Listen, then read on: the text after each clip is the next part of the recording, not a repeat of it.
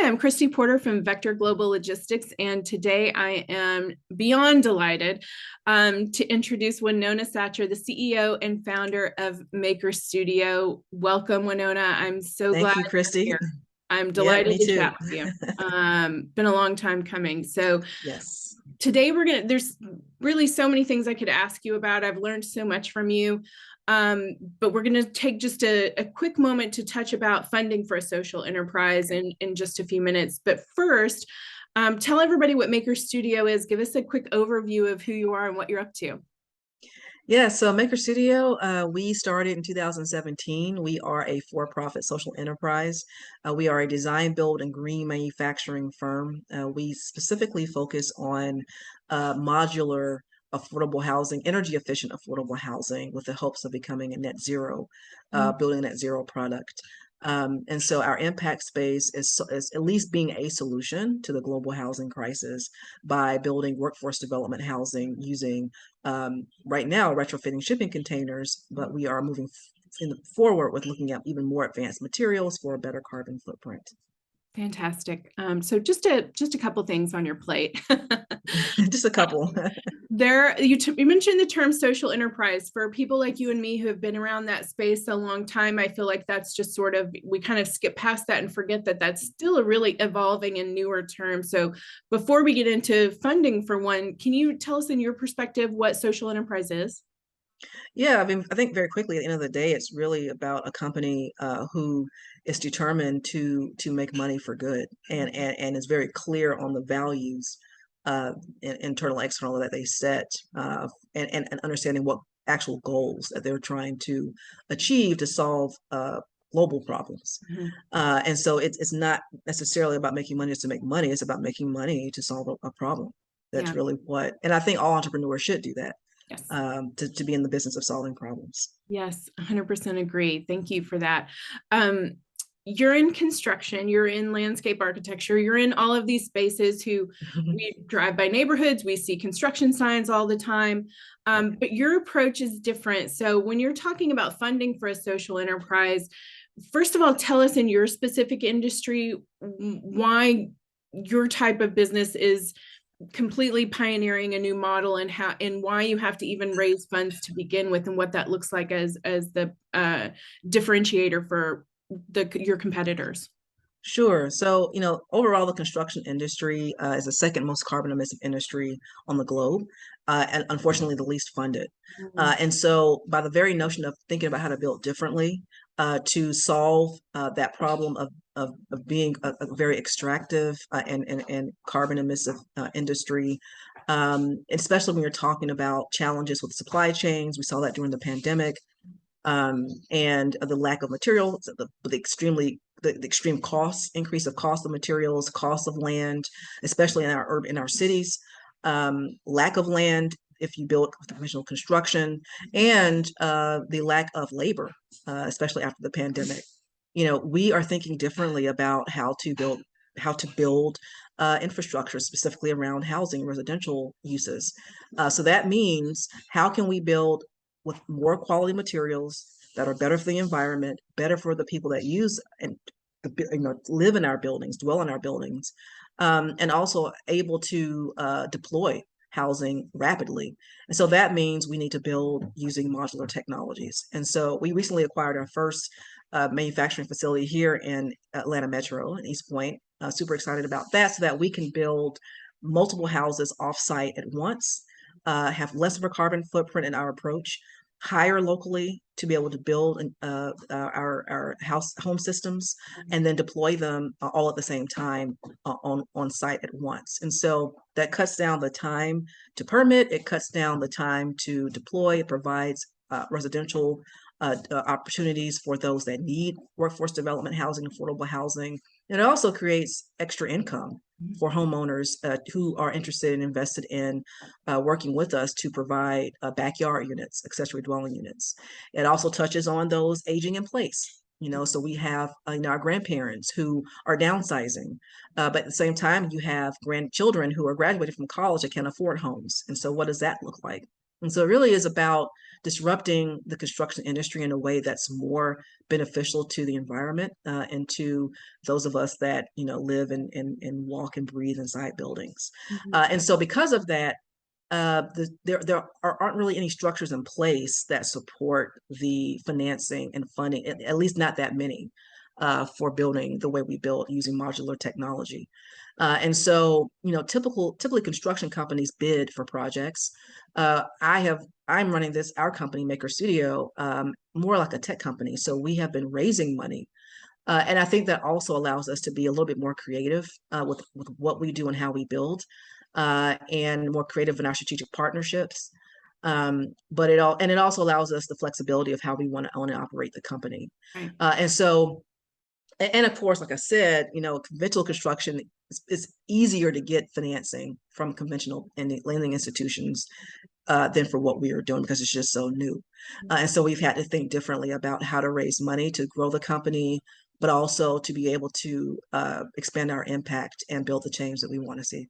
Mm-hmm. You mentioned fundraising, you mentioned trying to do things differently. Fundraising for many of us is really intimidating, even when you believe your idea and know that it needs to be out there and can serve a lot of people.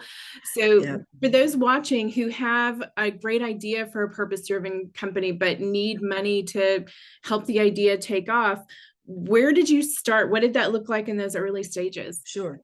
Yeah, it is hard. And it's something that most people don't like to do. Right. I didn't like to do it. I've gotten more comfortable with it, but it takes time. And it's one of those things that you have, it's at some point you start gaining the confidence to ask for money, but it's not easy.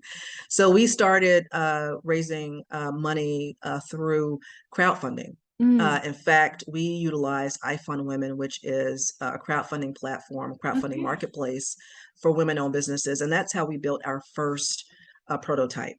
And, crowdfunding is also hard because, you really have to sell especially when you haven't built anything yet. To try to sell something you haven't built is difficult. And so but what you learn over time, even if, whether you're raising $20,000 or you're raising 20 million, people invest in you as the founder. And so it really is, there's a huge component to raising money, and that is knowing how to be a good storyteller.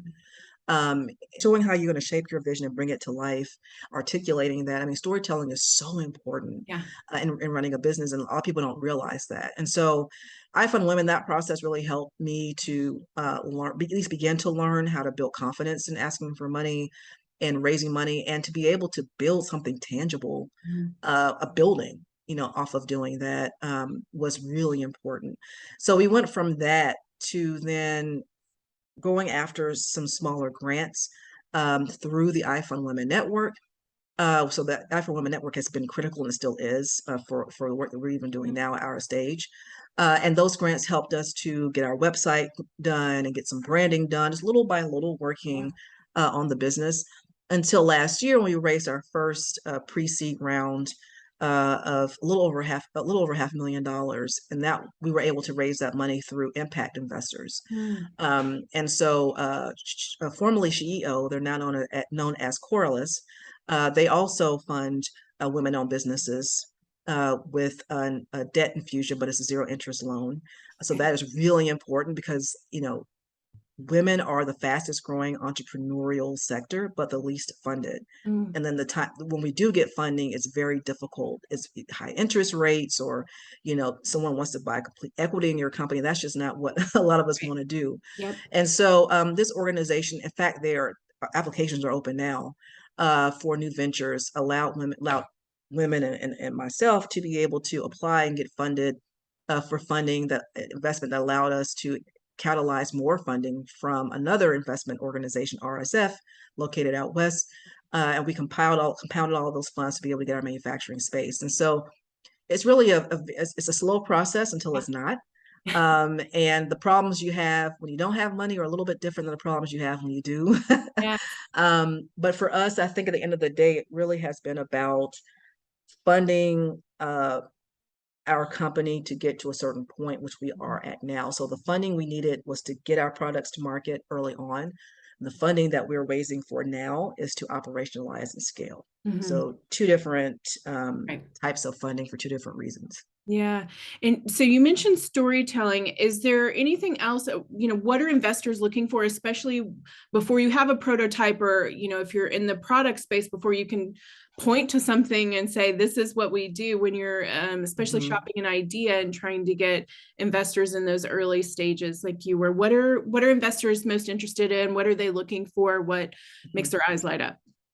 Well, so those investors, those investors that specifically fund, early stage startups and ideas, because you wouldn't want to pitch in front of investors that only invest in companies that are at the seed stage because they've already built something. Yeah. So number one is identifying who those investors are that will even listen. And those that listen to early stage startups pre-revenue, which is not there are not many of them out there, but they are out there. It really is about understanding again that they're investing in you and why are you interested in doing this? What is your passion? It's almost kind of like writing a personal statement for a college application. It's not easy.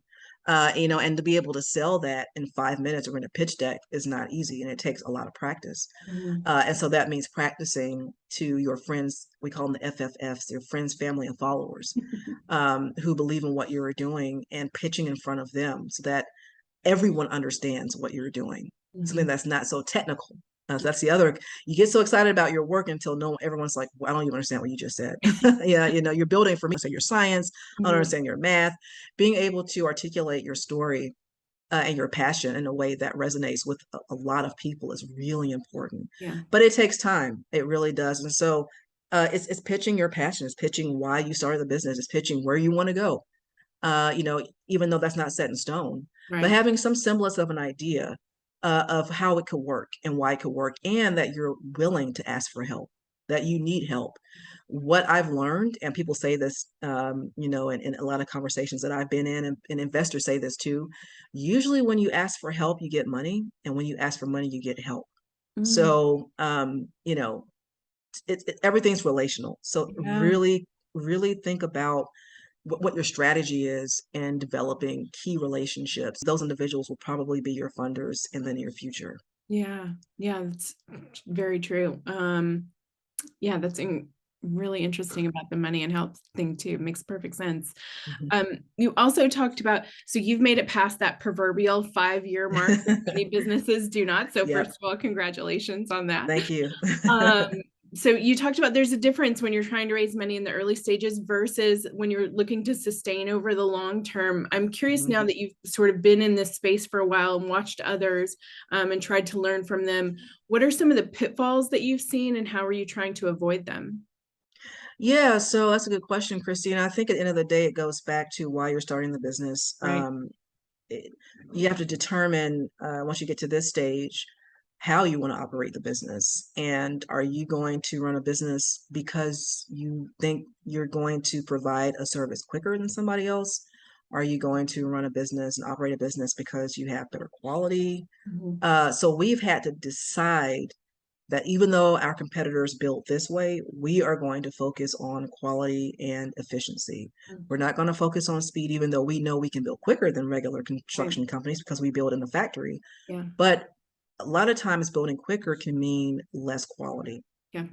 Our value system is built with the understanding that everyone deserves not only a home, but a quality home to live in. That is a right. And that is often overlooked, especially when we're talking about affordable housing. And so quality is critical, and the efficiency of being able to build, deploy, permit. We are a one-stop shop at Maker Studio. So the efficiencies that we provide for our customers do end up in cost savings and time savings automatically, but our focus is the efficiency.